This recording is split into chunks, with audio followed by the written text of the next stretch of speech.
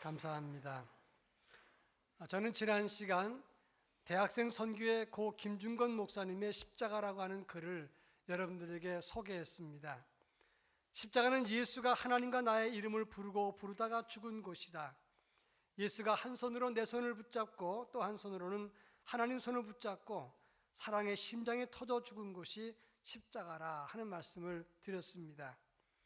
예수 그리스도의 십자가만이 구원이고 하나님과 원수된 길을 화목케 하는 유일한 길이라 하는 말씀을 드렸습니다. 지난 여러 주 동안 십자가의 길은 제자의 길이요, 그 제자의 길, 십자가의 길은 우리를 향한 하나님의 사랑의 길이었다 하는 말씀을 설명했습니다. 예수님께서 자기 희생과 자기 비움으로 우리를 구원하신 길이라 하는 말씀을 드렸습니다. 근데 오늘 본문 7절과 8절에서는 자기를 비워 종의 형체를 가지시고 사람의 모양으로 나타나사 자기를 낮추시고 죽기까지 복종하셨다라고 말씀을 했습니다.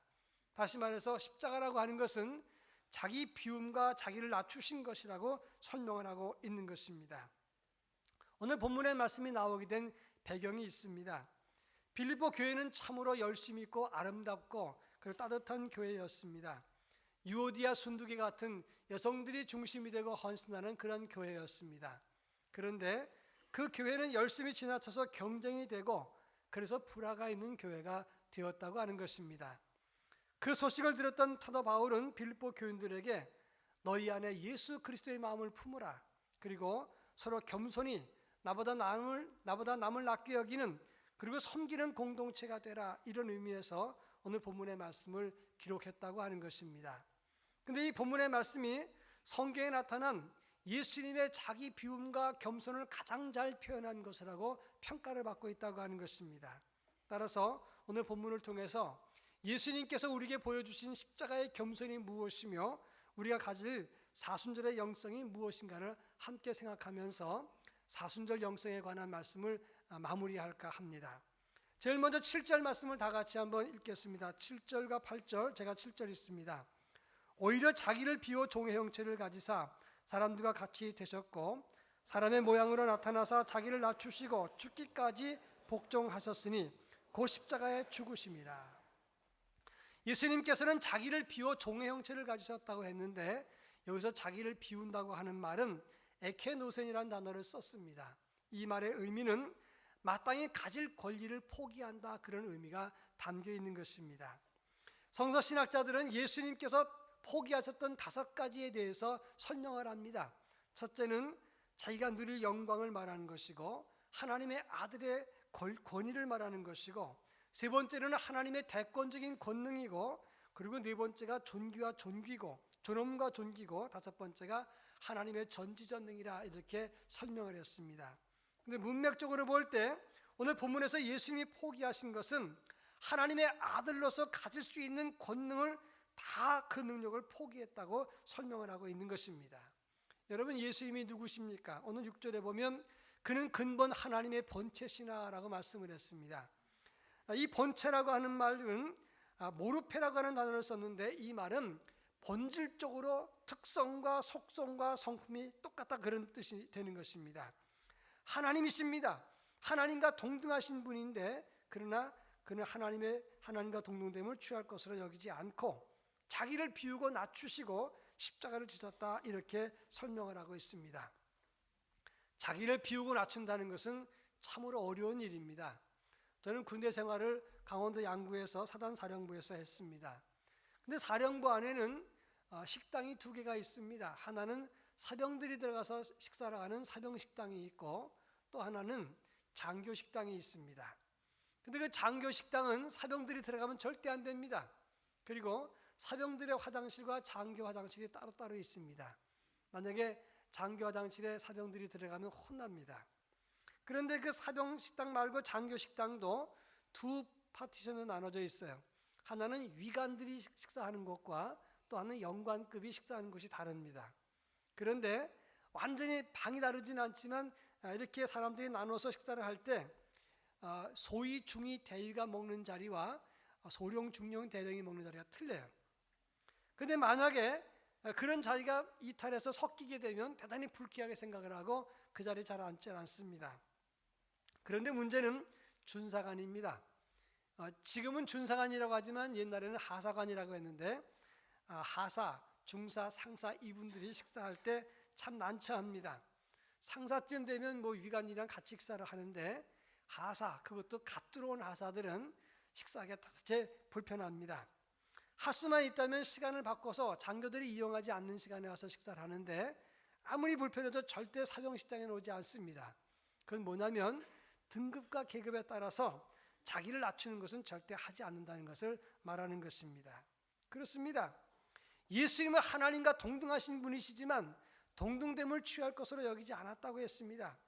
여기서 하나님과 동등하다고 하는 말, 이 말은 호모 이오마티라는 단어를 썼는데 이 동등은 하나님과 같다는 뜻이라기보다는 비천한 그들과 같은 비천한 몸이다 이런 뜻이 되는 것입니다.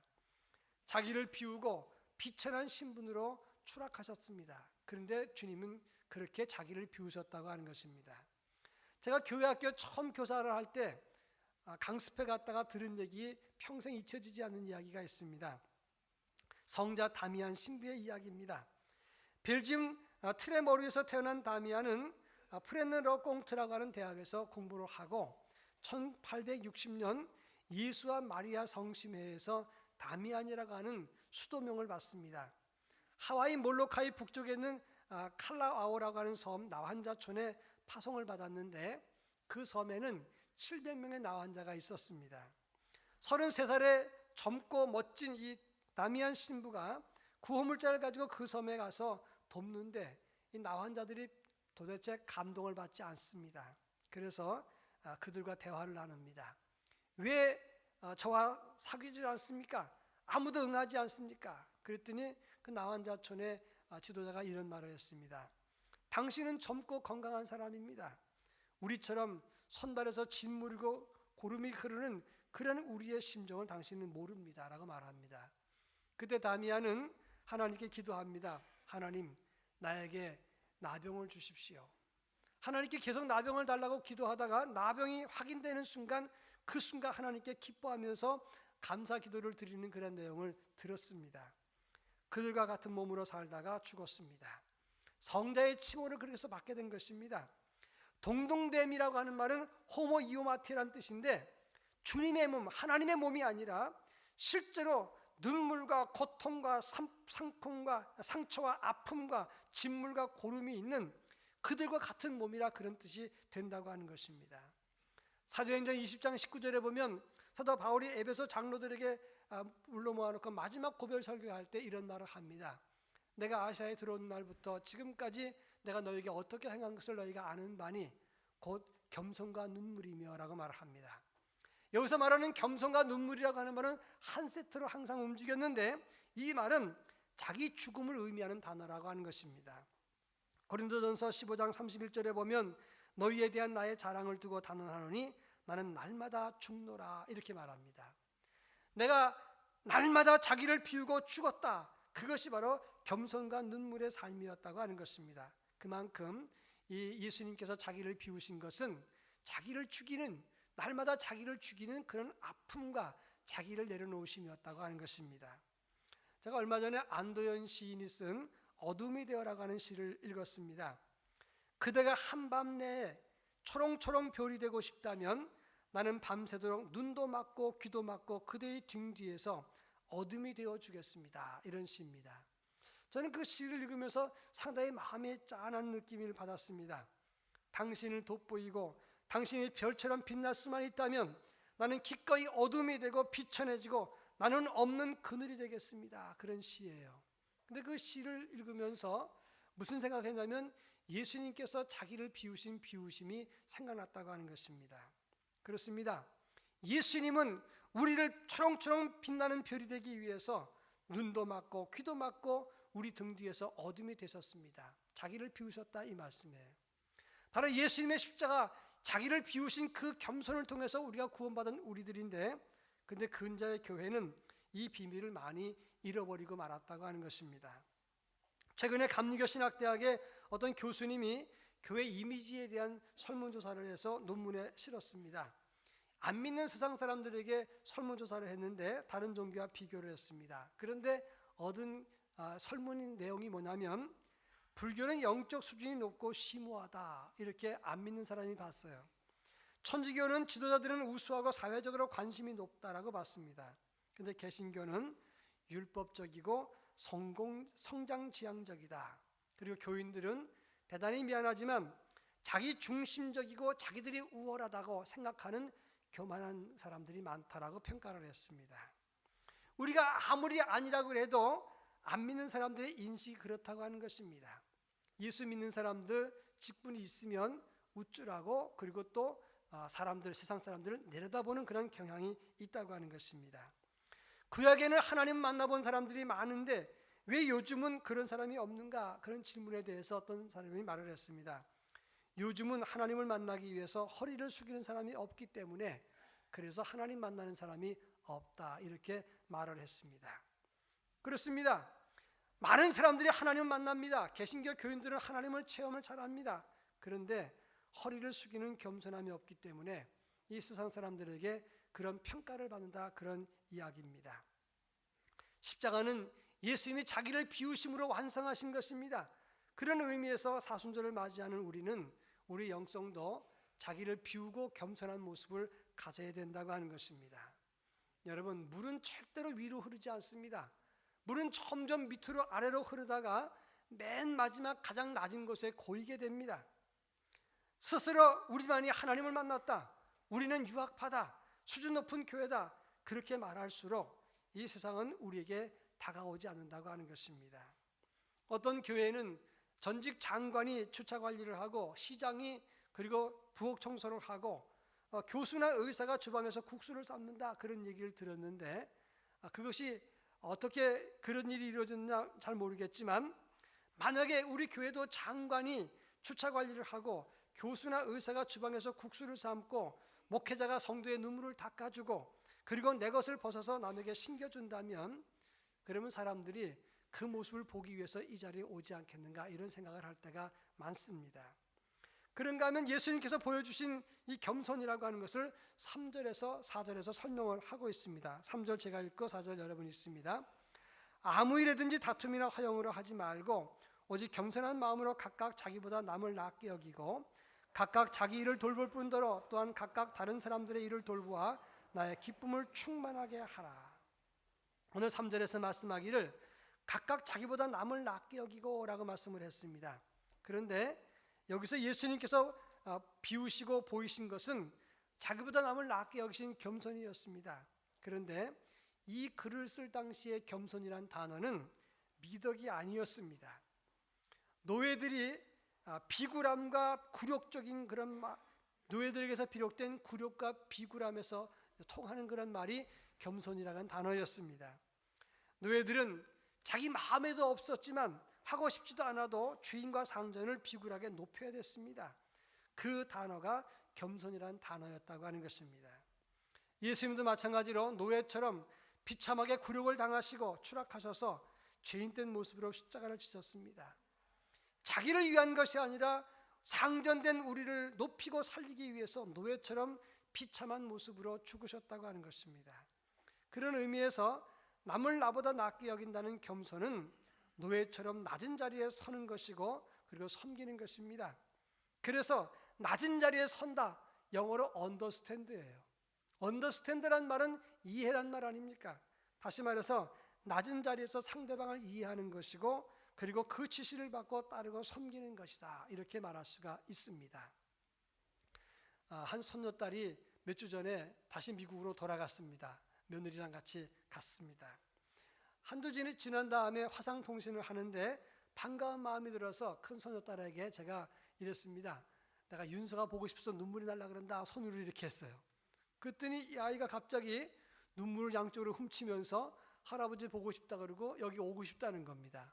제 아내가 그 모습을 보더니 왜 당신은 아이를 울리고 그래요? 야단을 맞았습니다.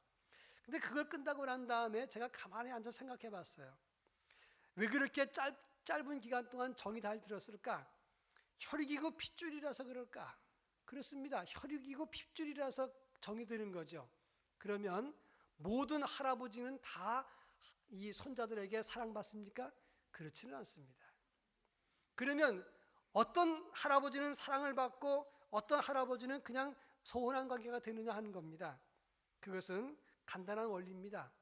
할아버지 중에서도 아이의 눈높이에서 놀아주고 이해하는 할아버지가 인기순위 1위가 된다, 그런 말입니다. 사실 저는 집에 들어가면 아이가 소피아 공주라 그러면 저는 그의 시종이 됐습니다. 아이가 슈퍼맨 그러면 저는 악당이 역할을 했고, 그 아이가 뽀로로라 그러면 뽀로로의 친구가 됐습니다. 가끔씩 마차가 되기도 하고 기차가 되어서 태워주기도 했습니다. 자기를 낮추는 것이 눈높이를 같이 맞추는 것입니다. 예수님께서 이 땅에 오셨을 때 우리와 같은 몸, 썩은 몸, 고통스러운 몸, 고름이 흐르는, 진물이 흐르는 우리와 같은 아픔과 고통을 가지시는 몸으로 오셔서 우리를 이해하고 섬기셨다고 하는 것입니다. 히브리서 2장 18절에 보면 그가 시험을 받아 고난을 당하셨은즉 시험 받는 자들을 능히 도우실 수 있느니라, 이렇게 말씀을 했습니다. 저는 이 말씀을 수없이 읽었어요. 근데 이번 주에 이 성경을 읽을 때 가슴에 콱 와 닿는 것이 있었습니다. 예수님께서 시험을 먼저 당한 것이 아니라 시험 받는 우리를 도우시기 위해서 스스로 시험을 당하시고 고통을 당하셨다는 생각이 들었을 때 가슴이 먹먹해 왔다고 하는 것입니다. 그렇습니다. 우리 주님은 우리를 이해하고 우리에게 눈높이를 맞추고 우리를 섬기시기 위해서 십자가를 지셨습니다. 그것이 주님의 겸손이었다고 하는 것입니다. 그가 우리를 위해서 자기를 비우시고 낮아지시고 섬기셨다면 우리도 역시 그의 제자로서 다른 사람을 이해하고 섬겨야 된다고 하는 것입니다. 그런데 이것이 잘 안 됩니다. 나를 섬기라 은연중에 말은 안 하지만 그것은 되는데 남을 이해하고 섬기는 것은 참 안 되는 것이 오늘 우리의 현실입니다. 제가 얼마 전에 어떤 글을 봤더니 인생 삼락, 세 가지 기쁨이라 그런 글을 봤어요. 좀 유치했지만 재미있어서 여러분에게 소개합니다. 차를 몰고 갈 때 내가 가는 길은 뻥 뚫렸는데 반대편 차선에 꽉 막히면 그것이 일락입니다. 첫 번째 기쁨이고, 두 번째 일락이라고 하는 것은 골프 치기로 했는데 바쁜 일이 있어서 골프를 못 치고 나는 지금 일을 하고 있는데 갔던 사람이 비가 쏟아져서 골프를 못 치고 그냥 돌아오면 골프 친 것보다 더 기분이 좋다. 그래서 일락입니다. 삼락은 뭐냐면 회사에서 자기는 승진했는데 옆에 있는 김 부장은 승진해서 누락이 됐습니다. 그런데 자기가 아이가 대학에 합격했는데 김 부장의 아이가 또 낙방을 했습니다. 그러면 기쁨이 2배로 되는데 그것이 인생 삼락이다. 가만히 읽어보면 순전히 자기중심입니다. 괴짜 심리학이라는 책이 있어서 읽어봤는데 그 괴짜 심리학이라는 책에 보면 미국인들에게 설문조사를 한 것입니다. 누가 천국 갈 수 있는가, 그런 항목이 있어요. 근데 거기 보면 이 괴짜 심리학이 나올 때 미국 대통령이 클린턴이었는데 클린턴이 천국 갈 수 있다, 52%가 그렇다라고 대답을 했어요. 다이아나 왕세자비가 천국 갈 수 있느냐, 60%가 예스라고 그랬습니다.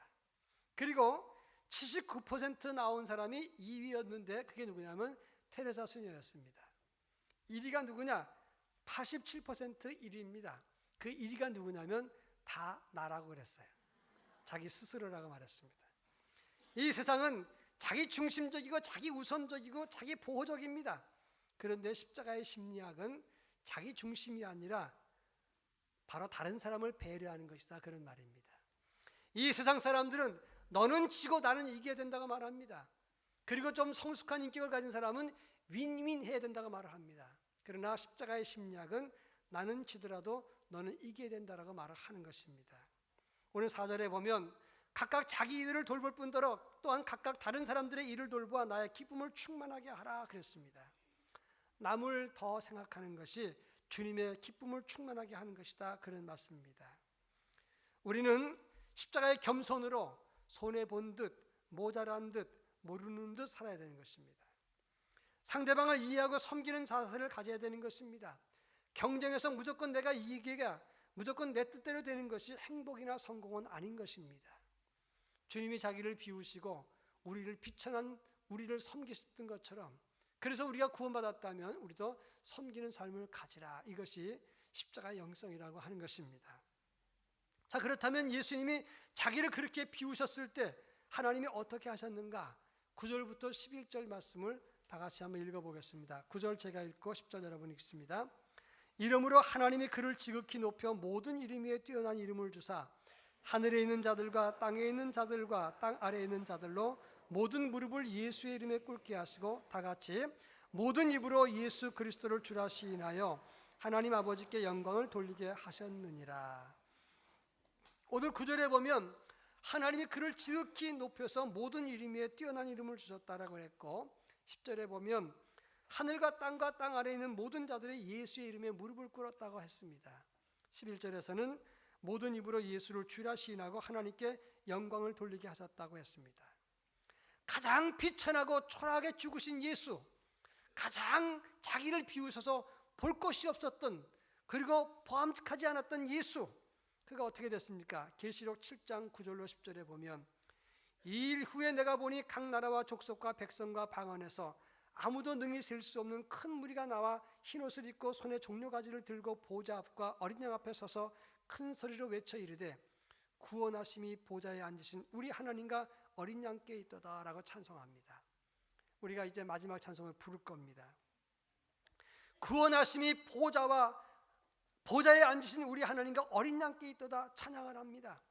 가장 비천하게 죄인으로 죽으셨던 예수, 가장 존귀한 이름을 얻으셨습니다. 그래서 신학적으로 이것은 그리스도의 승귀라라고 말합니다. 승귀라고 하는 것은 귀하게 높아지셨다, 그런 뜻입니다. 겸손하신 예수, 하나님이 가장 높이 서서 존귀한 분으로 사랑받게 하셨다고 하는 겁니다. 오늘 그의 제자된 우리고 겸손을 실천할 때 하나님 우리를 높이십니다.